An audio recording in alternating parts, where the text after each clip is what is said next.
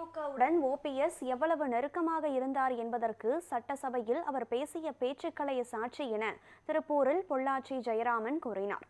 அதிமுக பொதுச் செயலாளர் எடப்பாடி பழனிசாமியின் திருப்பூர் சுற்றுப்பயணம் குறித்த ஆலோசனை கூட்டம் அதிமுக அலுவலகத்தில் நடைபெற்றது. அதில் பங்கேற்ற பின் செய்தியாளர்களை சந்தித்த பொள்ளாச்சி ஜெயராமன், ஜெயலலிதாவின் அரசியல் வாரிசு எடப்பாடி பழனிசாமி என மக்கள் பேசி வருவதாகவும், அரசியல் மாற்றமும் எடப்பாடி பழனிசாமி கரங்களை வலுப்படுத்தும் வகையில்தான் நடந்து வருகிறது என தெரிவித்தார். மேலும் முதல்வர் ஓபிஎஸ் சந்திப்பு வாயிலாக இருட்டில் இருந்த உறவு வெளிச்சத்திற்கு வந்துள்ளதாகவும், திமுக ஆட்சியில் சிறை மரணங்கள், பாலியல் வன்கொடுமைகளை தொடர்ந்து வனத்துறையிலும் தவறுகள் நடக்க ஆரம்பித்துள்ளதாகவும் விமர்சித்தார். திரு ஓபிஎஸ் அவர்கள்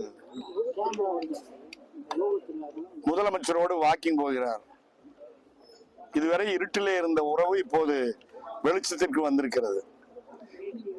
தினசரி போறார், நேற்றும் போறார், இன்னைக்கும் போறார்.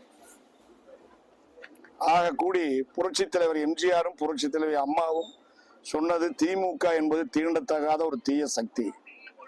திமுகவோடு எவ்வளவு நெருக்கமாக இருந்தார் என்பதற்கு சட்டசபையிலே அவர் பேசிய பேச்சுமே ஒரு சாட்சி. எங்களை பொறுத்தவரை எங்கள் தலைவர் எடப்பாடியார் எந்த வழி காட்டுகிறாரோ அந்த வழியிலே நாங்கள் கடைசி வரை எங்களுடைய அரசியல் பயணம் தொடரும். மாபெரும் வெற்றிகள் குவியும்.